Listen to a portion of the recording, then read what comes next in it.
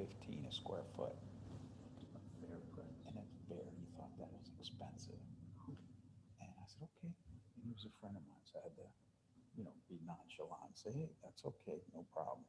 And we just all kind of parted ways. I'm helping someone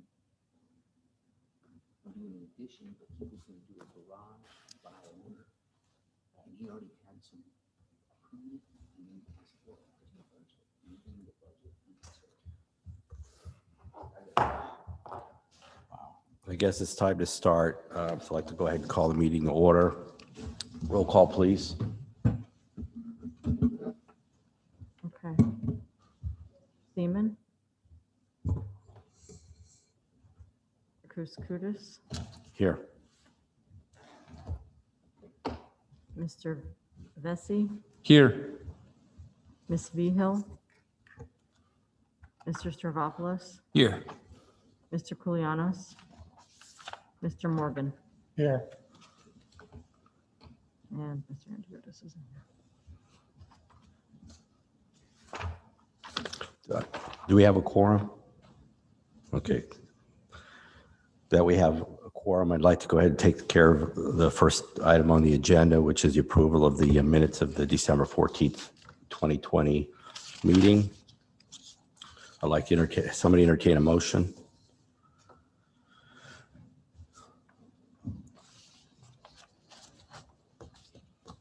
I can't vote because I wasn't present. You can make a motion. You can make a motion and you can vote as well. It's administrative.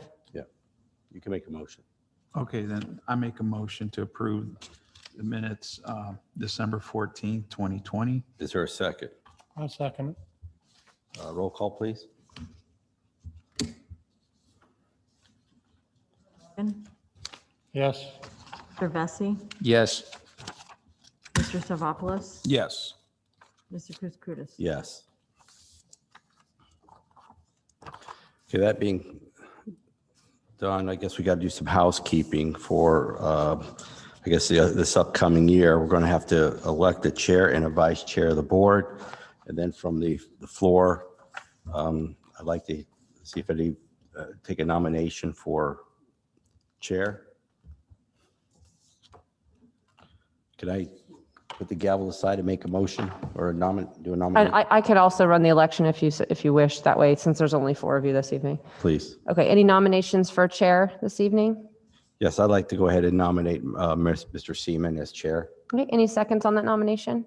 I'll second that nomination. All right, any further nominations for chair of the board? Seeing none, all in favor of Mr. Seaman, please say aye. Aye. Aye. Any opposed?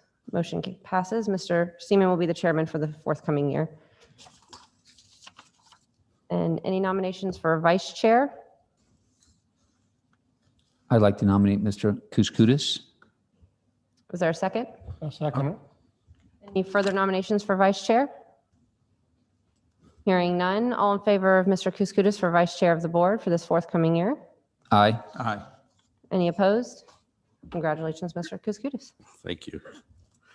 Okay, going on to the next item on the agenda is that we are a quasi-judicial board. And with that, I'm going to turn over to our attorney who can make the announcement and swear in any speakers that we have. This is a quasi-judicial proceeding where the Planning and Zoning Board acts in a quasi-judicial rather than a legislative capacity. At a quasi-judicial hearing, it is not the board's function to make law, but rather to apply law that has already been established. In a quasi-judicial hearing, the board is required by law to make findings of fact based upon the evidence presented at the hearing and apply those findings of fact to previously established criteria contained in the Code of Ordinances in order to make a legal decision regarding the application before it. The board may only consider evidence at this hearing that the law considers competent, substantial, and relevant to the issues. If the competent, substantial, and relevant evidence at the hearing demonstrates that the applicant has met the criteria established in the Code of Ordinance, then the board is required by law to find in favor of the applicant. By the same token, if the competent, substantial, and relevant evidence at the hearing demonstrates that the applicant has failed to meet the criteria established in the Code of Ordinance, then the board is required by law to find against the applicant. Are there any members of the board wishing to disclose any ex parte communications or conflicts of interest this evening? Seeing none, anyone wishing to speak this evening, any applicants or anyone giving testimony, if you could please stand and raise your right hand to be sworn. Do you swear or affirm the testimony you're about to give is the truth, the whole truth, and nothing but the truth? I do. So sworn. Okay. I'll let the record also reflect that there's no one in the audience who stood up to take an oath. So let's go ahead and move on to application 20-15153, a conditional use application. And I'm going to go ahead and turn it over to staff. All right, and I will be sharing my screen.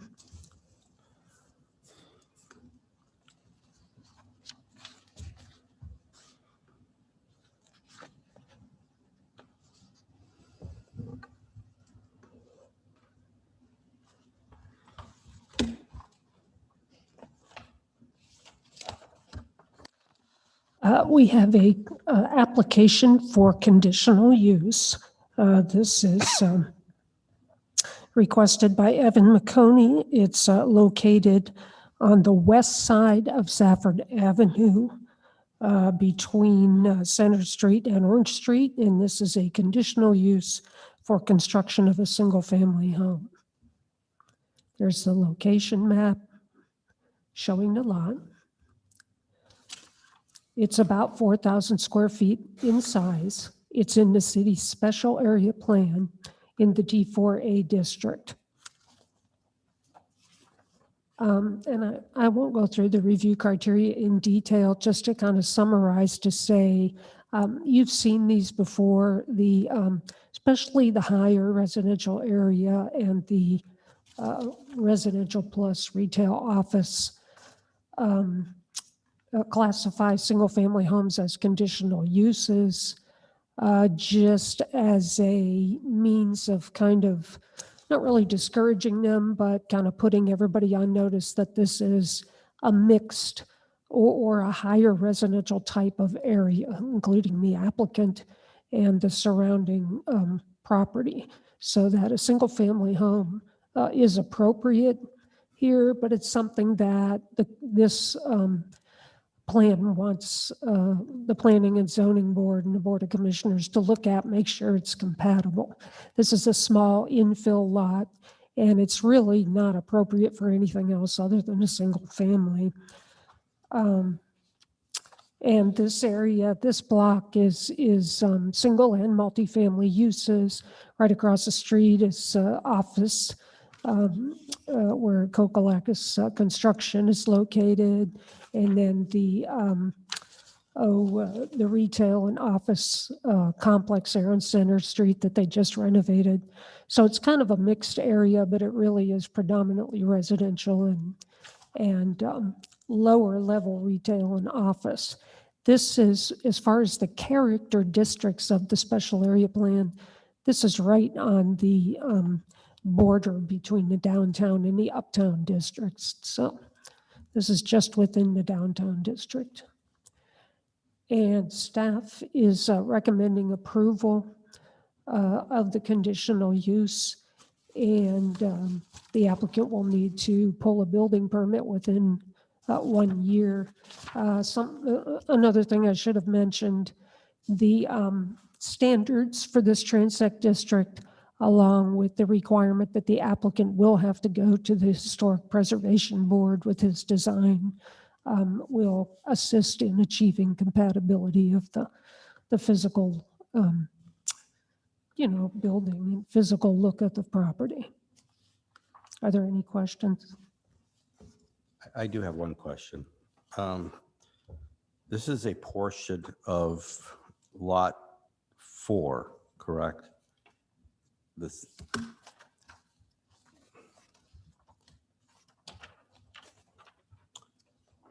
Yes. Okay.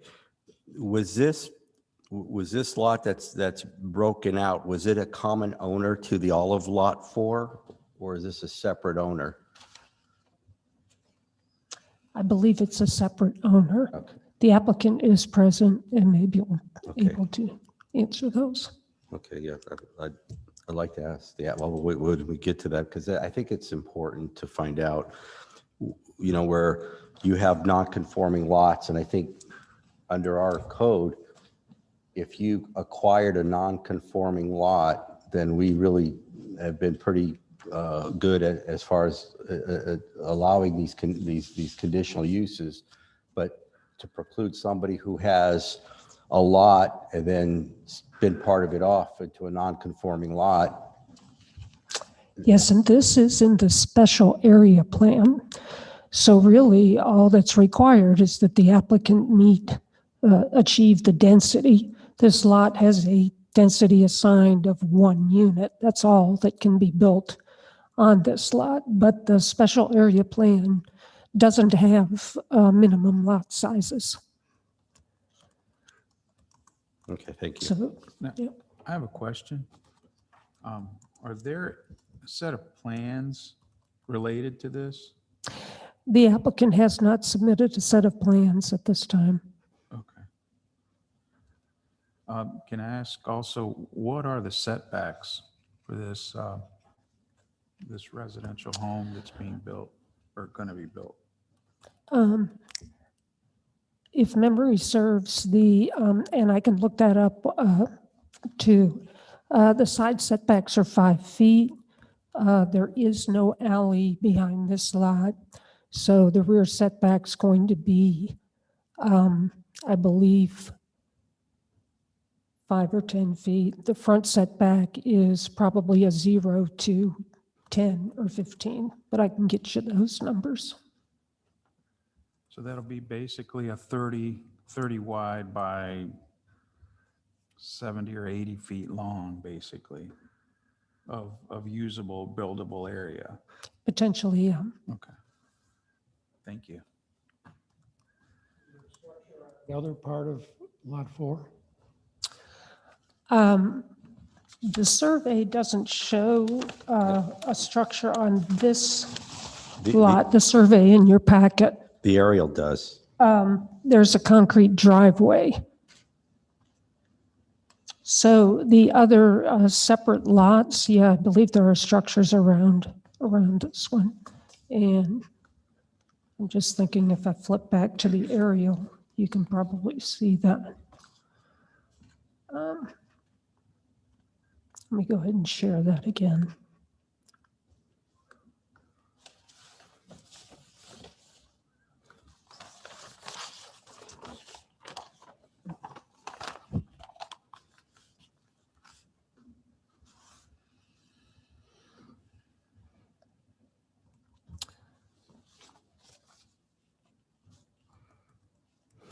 If you can, yeah, zooms in a little bit. So it looks like there are structures on all the lots immediately surrounding. These 2 vacant lots that you can see the little hand go back and forth, those are other lots that the current applicant built homes on. This aerial is a little older. So those are 2 houses on Orange Street, one on each of those lots that were built by this same applicant. I don't know what ownership they are. He could answer that if you have that question. Everything else surrounding is built. Some of these, like the one to the north, it's got multiple single family on it, maybe 2 or 3 single family on it. There are apartments to the west. These to the south are single family. So you've got a kind of a mix of residential area there. Or residential products, I guess.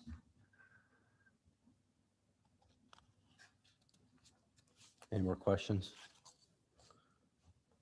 At this time, I'd like to see if the applicant has, I have some questions of the applicant. I think you need to get sworn in.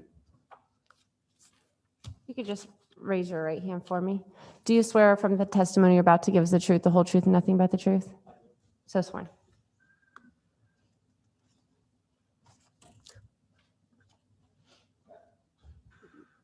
When you purchased this, did you purchase it from the owner who owns the lot next to you? Yes, he did own both of them. Okay. This was not a separately platted lot, or do you know? Yes, they were. They were 2 separate parcels. Okay.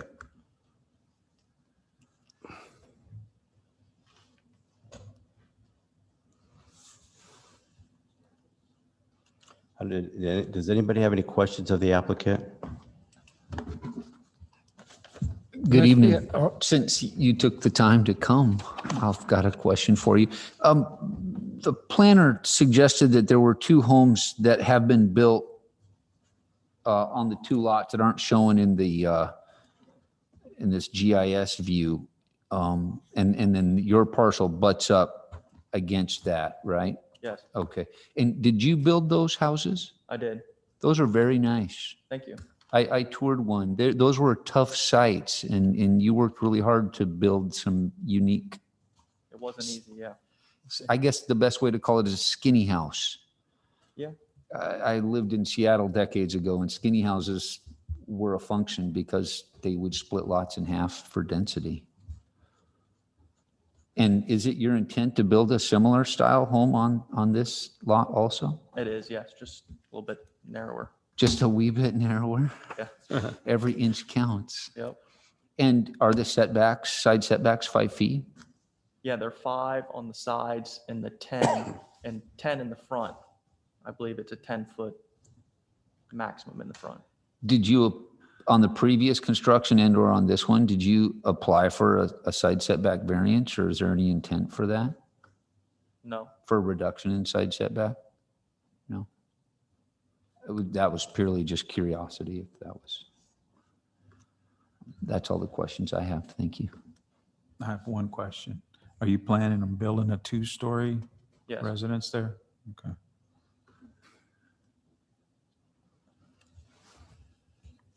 Thank you. Any other questions of the applicant?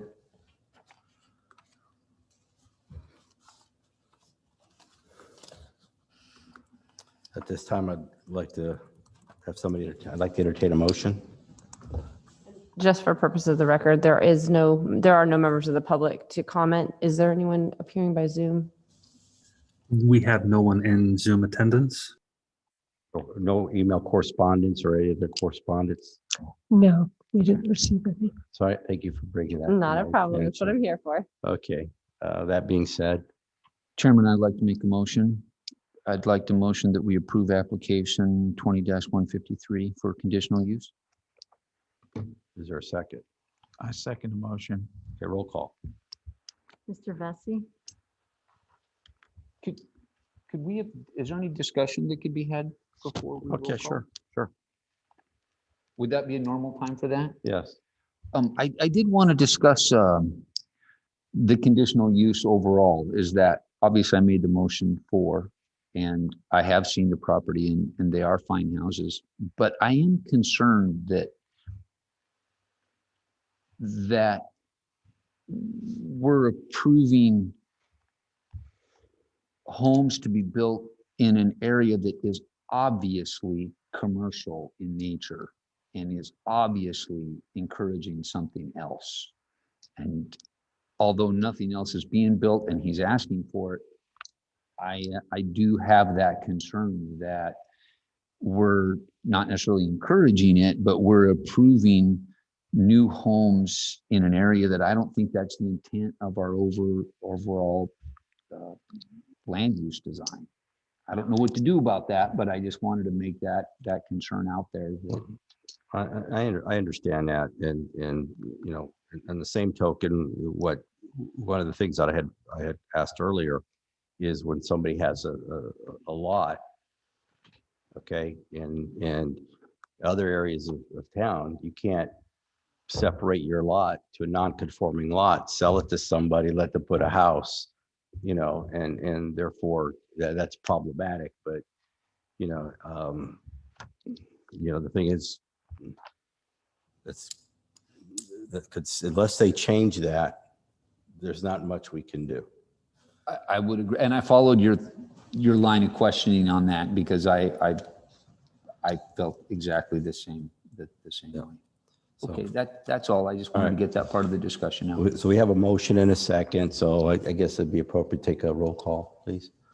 Mr. Morgan, Yes. Mr. Vesey, Yes. Mr. Stavropoulos. Yes. Mr. Kouskoudis. Yes. Thank you. Moving on, item 6 on our agenda. application 20-10, which is a change in the land development code, an amendment, part A and part B. Do you want to go ahead and turn this over to staff? Yes, thank you. Share my screen again.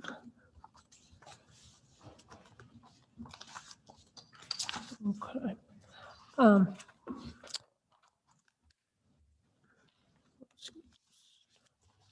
Okay. Yes, what we have brought for you to look at are two ordinances that, as you might well remember, we went through quite a bit of work to update the sign code, the city sign code. In the course of that, the Board of Commissioners asked staff to come back after adoption of that update, to come back with some design elements to update the code with. So we have two ordinances before you. One is to update or actually add design elements for traffic control signage and lighting in parking lots and subdivisions. And the other is to update the sign code with means of encouraging good sign design. So actually, your agenda has the ordinance number 2020-40 first, and that has to do with parking lot and subdivision signage and lighting. And just a quick summary, and this next couple slides will show where this is going. The city has standards for its downtown signage in the community redevelopment area. And basically it reflects these types of signs, the powder coated poles, some type of decorative pole with a fluted kind of base, and a backing on the sign, almost like a frame of black in color. So that's kind of what is being required here for all of the properties, commercial properties in the city, except for those with industrial uses. Same with light posts. As you know, we require or we encourage shielded lighting, and these are some of the types of fixtures that would be encouraged. And again, powder coated poles with like a decorative or fluted base. And again, industrial properties would be exempt from this if they're outside the special area plan. And then the second ordinance has to do with sign design requirements. And we can, however you want to do this, I can go back. We can take these one at a time for discussion. I'd like to take them one at a time. Okay. So the first one, which is actually ordinance 2020-40, has to do with the parking lot and subdivision standards. Does anybody have any questions of staff? I do. First of all, I like the idea, but the question that I have a couple parking lots, and currently the parking lot lighting is done by Duke Energy. Yes. Okay, so how does that impact somebody who has a parking lot? And I would probably be certain to guess that Duke Energy may or may not have these type of lights for parking lots. We did have a recent subdivision who had a plan drafted up by Duke Energy, and they did come up with some lighting that met the standards of this proposed code. So while we have not researched every type of design that they may have available, I know they do have some powder-coated lighting designs available. Okay, do you know if you can get an elevation on those signs? Because, you know, when you look at the ordinance, they provide examples. And when this goes to the city for approval of signs and parking lot lighting, you know, to some degree, it's a subjective standard. It is, so the material you're going to be looking at tonight is subjective. That is one reason why we didn't, we encouraged the board to adopt the sign code update without getting into this, because it's so cut and dried. No.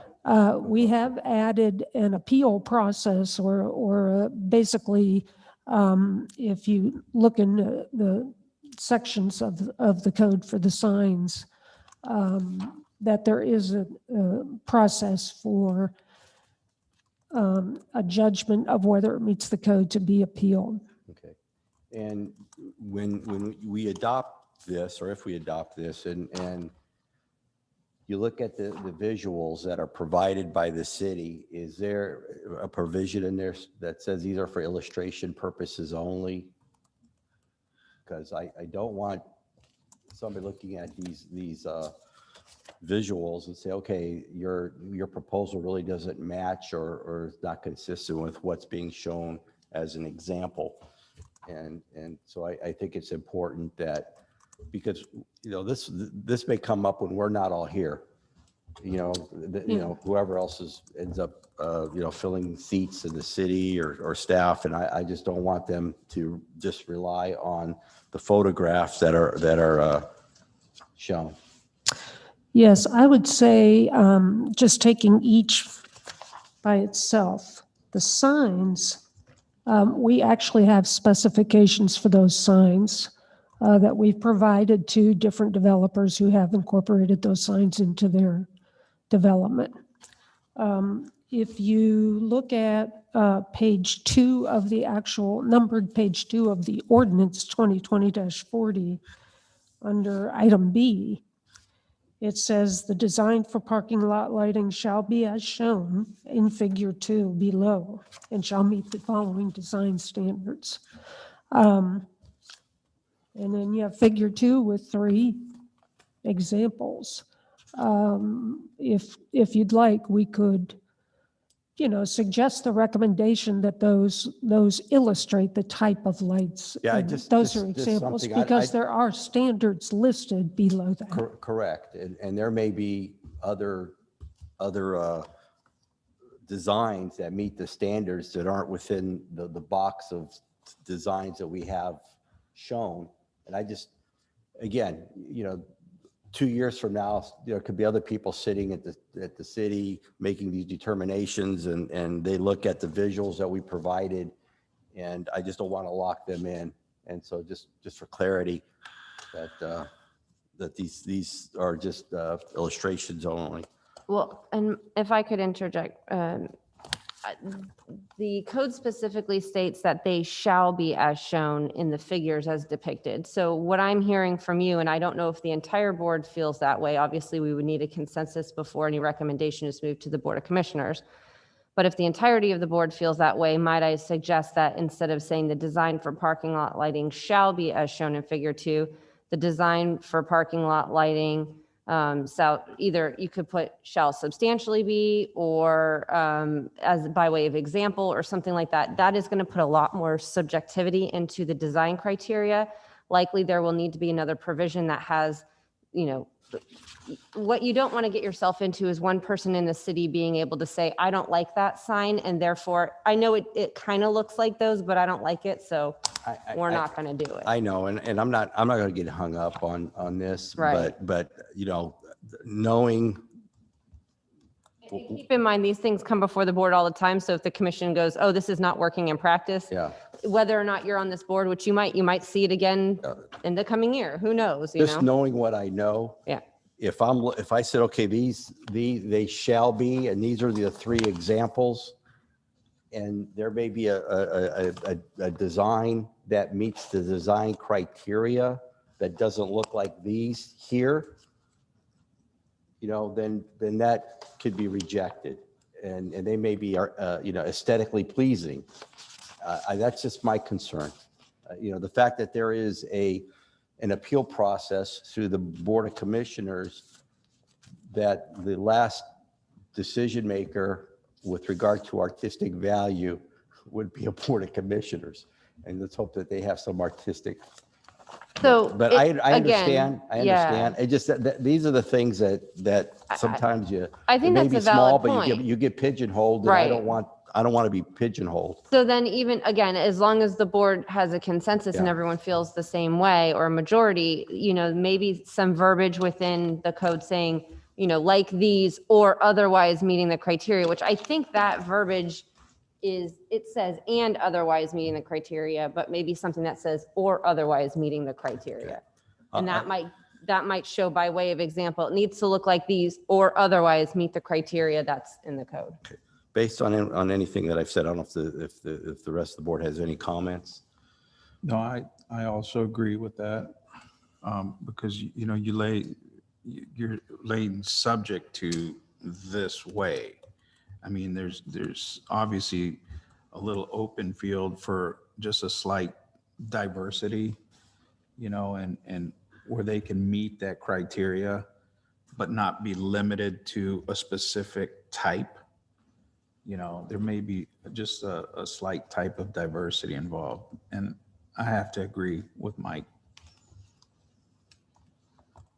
Will there be any grandfathering in for subdivisions if they've got different signs, different lights? Yes, this would only apply to new proposals, or if something was being completely removed and replaced, obviously. We've got some developments that really haven't started breaking ground yet, but would these sign and lighting criteria be applicable to them? Any changes? The Board of Commissioners on some of those that have been approved but have not yet started development, and I can't swear to list each one, but they have been asking that these types of standards be added as conditions of approval. So we have, I can think of at least 3 that agreed to the conditions. And then we also have some commercial sites, same thing, that the board put those conditions and the applicant accepted it. All right, thank you.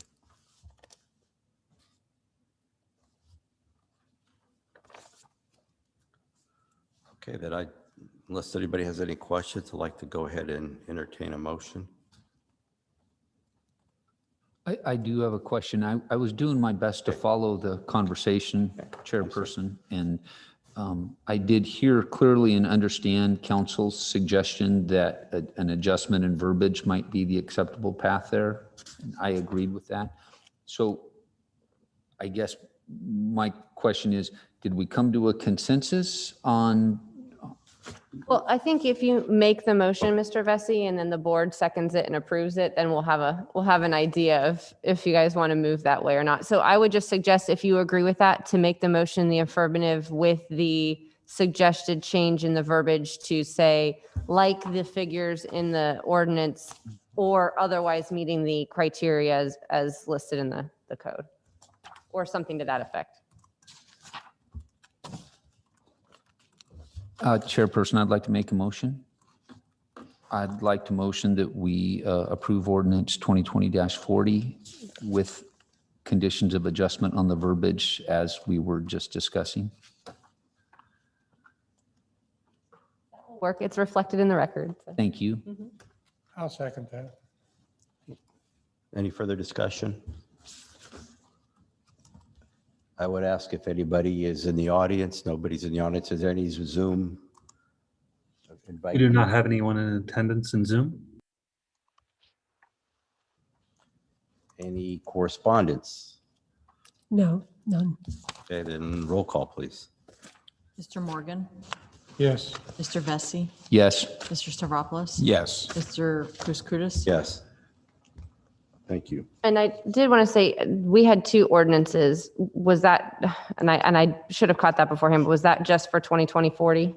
I think it was for both. It was for both of them? Okay. Is that correct? Okay, we haven't discussed. Yes, it the was. other one Okay. yet.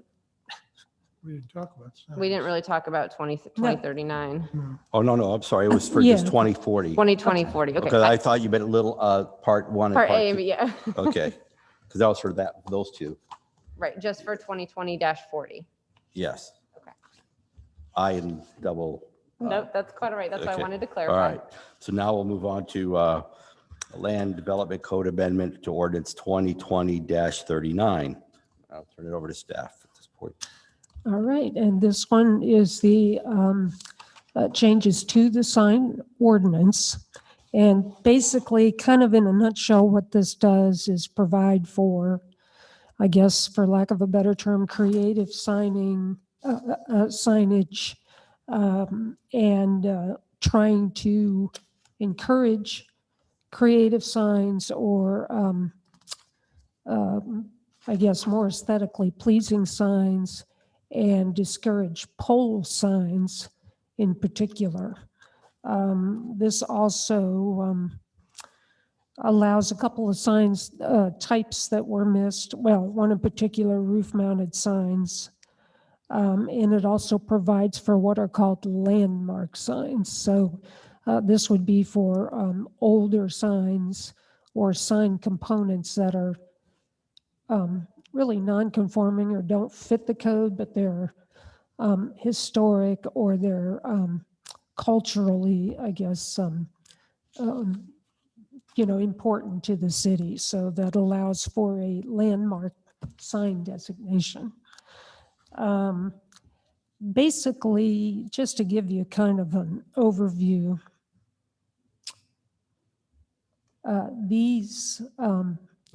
there are incentives presented to encourage these creative signs.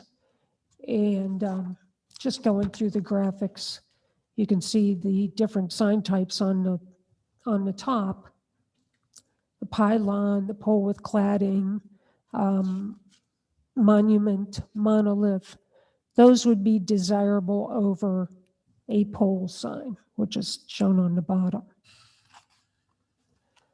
The code will also have some illustrations to kind of help illustrate what the different sign types are. Canopy, awning, projecting, wall signs, those types of things. On the left, on this illustration, you can see some different roof signs and awning signs that would be allowed. And on the right, especially the lower right, you'll see the roof sign type that is not allowed, and that's true of the code today, and that would continue to be true. Those types of signs that kind of project above the roof line are still not allowed. So what this does is to encourage these sign types is to provide an increase in height, available increase in height of 25%, and an available increase in sign area of 25% to encourage these freestanding signs that are not pole signs. That's kind of the intent of this. Again, there is an appeal process for this that goes, if it's in the historic district, it goes through the Historic Preservation Board and then to the board. And if it's not, it goes straight to the Board of Commissioners. The landmark signs are identified as signs for a use and which has been in place for over 30 years. And then there is a description there of some of the characteristics that a landmark sign would have. One of the examples that people give was the centurion Soldier down at Hellas, some of the neon banding, for example, at least in the sign code is, well, actually in the historic guidelines is prohibited in the historic district. So that would be something that would be designated as a landmark if it were actually historically significant. So those types of sign designs for the older signs are what is considered for landmark. So with that, I'll be glad to answer any questions. I see, and this is on the prior ordinance, where you actually have provision in here that graphic depictions of signs are provided as illustrative examples only, and that's Yep. yeah. The question that I have, when you look at the monuments or the signs themselves, is when you look at square footage of signage that they calculate how big your sign can be, is the monument itself part of that calculation? No, just the copy that's on the sign, the graphics and the words and that. The other question I have is when you look at signs, and specifically like page 35, you see the flat roof mount, the sign depicted on the flat roof mount. Yes. Okay. So if somebody doesn't have a parapet wall to put up a sign, that type of signage, what would you then allow if you can't put the sign as a banner across the building? Yes, so currently people either use wall signs or freestanding out in front of the store or both. So it would go, say, above the door. Is that what you're asking? Well, I guess this illustration, they would allow a banner sign on the building itself, but not over the roof, if a flat roof line. Yes. Okay. That answers my question. Thank you. Do these apply to regardless of where in the city it is? Yes. If it's on 19, it's the same rules? Yes.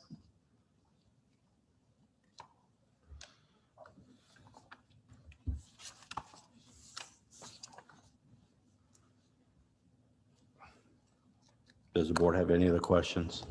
I have one, and it's only at an arm's distance related to the topic at hand. It has to do with signs. The question is, part statement is, I hope that the board is also preparing an allowance for the enforcement of said new code. Because as I understand, and as the past code enforcement board chairperson for a few years, the sign ordinance before it was rewritten was challenging to understand and enforce. And now with a wholesale revision, it could easily occupy 3 full-time people for the even-handed enforcement of the sign code. With just a couple examples, for example, there's a whole new list of signs that will no longer be conforming, and within 60 days of passing will have to be removed. So a question, is there discussion of providing for someone to even-handedly enforce the sign rules that appears to take almost 2 years to write this? It certainly could take as long to understand it and enforce it. Okay, that was a long rambling question. We're going to get a sign enforcement person, and who's going to, certainly we're not going to have a police officer walk around and enforce this code. Go ahead. Yeah, and to your point, in my experiences, sign codes are always an enforcement challenge. And yeah, the amount of work is potentially pretty great. Now, the board did have a workshop on this proposal where they provided staff direction. I was not at that workshop. So I don't know if that was discussed. If this board has a concern, that could certainly be expressed if that's the consensus of the board, to express, the code enforcement burden of sign code in general and of this additional material. I will say that this is really an incentive-based kind of code change, but to your point, to enforce, do these signs meet the regulations, and signs that fall into disrepair and abandoned signs, all those items could potentially be enforcement issues. So we would certainly express that to the board if that's this board's wish to have us do that. If I remember correctly, we extended the time of when a property is vacant and then you have a non-conforming sign. I think we extended the time within which the owner of the property can get somebody in there, and even though it's a non-conforming sign, it would still be grandfathered in. If I remember correctly, do you remember? I do. Yeah. I do. There's a lot of latitude that's Yeah. written in. Yeah. Just as this gets closer and closer, the grim reality, signs make or break some businesses. Yes. And it's an Yeah. incredibly important topic for some. And we were struggling over sandwich boards with chalk for a while. Yeah. Much less some of the, and they also have huge dollar investments. As someone that puts in signs, they can be wildly expensive to produce, engineer, and get approval for. I just would think that with all the effort that the city has put into designing a new standard, that there needs to be a shadow enforcement side. Enforcement's probably too strong as a guideline side. Otherwise, it's just a big pile of paper and it's just going to be a problem for everyone. So I guess this board member would like to encourage that those concerns about even-handed and consistent enforcement of that new sign ordinance. So any other comments on the board? Good comments? Go ahead. I'm also looking at the opposite side of that, where if they were cited for that signage problem, and they were told to remove that sign because it wasn't conforming, what kind of recourse do they have rather than losing, say, several thousands of dollars that they put into this sign that they've had for X amount of years, and X amount of dollars invested? What kind of recourse would these people have? Is there an alternate solution that they can fall back on? Is there any guidance that the city can offer them as an offset to the to meeting that criteria? Jimmy, I think the existing signage is grandfathered in.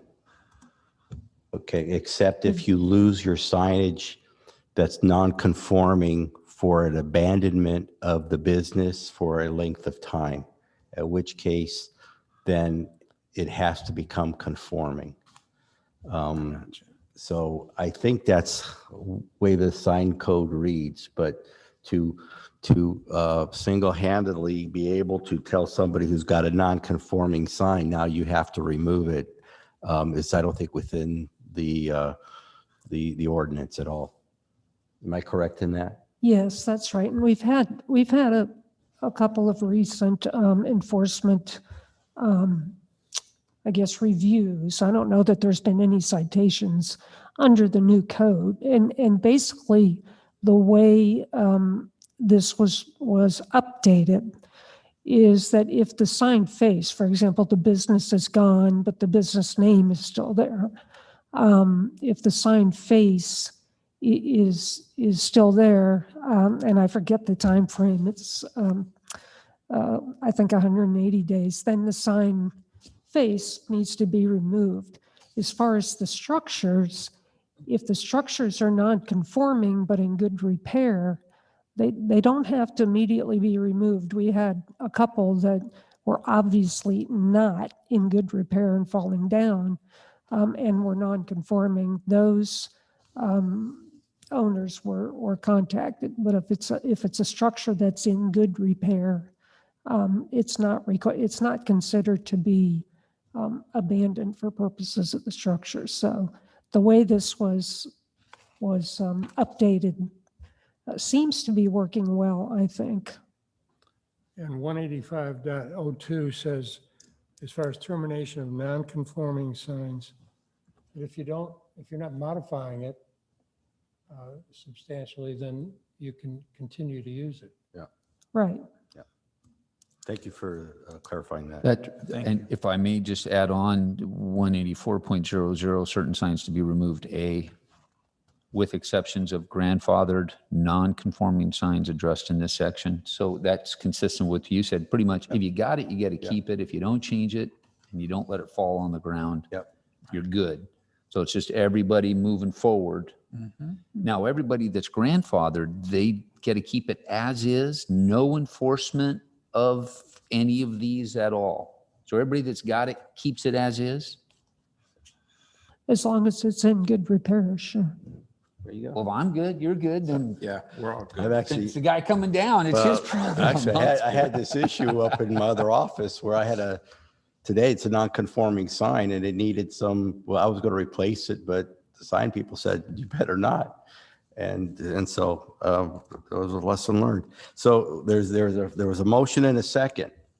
So I'd like to go ahead and wait, before we do that, are there any Zoom attendees?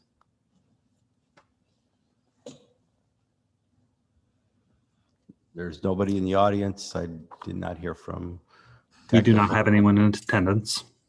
Thank you. And were there any correspondence with regard to this matter? No. Okay, that being said, Chairperson, I make a motion. I'd like to motion approval of ordinance number 2020-39. is there a as second? presented. I second that motion. Did you want to address the enforcement part of it or not? I don't know if we could do that in the ordinance. It No. wasn't my intent, just a conversation, and I saw her make a note that enforcement was a concern of the board. I was So- going to say that's not something that you want to necessarily put in the motion to approve recommendation of the ordinance, but that is something that Pat can put in the staff report when it goes to commission to say, also, this is something that the board recommended you consider. I will do that. Okay, we had a motion and a second. Roll call, please. Mr. Morgan, Yes. Mr. Vesey, Yes, Mr. Stavropoulos. Yes. Mr. Kouskoudis. Yes. Okay, thank you. I guess we move on to staff comments. No comments. I will be sending you a 2021 calendar of meeting dates for all the city boards by email. Thank you. Any board comments? I look forward to a busy year in 2021. And I hope we see Mr. Seaman soon. Me too. That's it. Yep. Then I really don't have any comments, which is unusual for me. I'll have this meeting adjourned.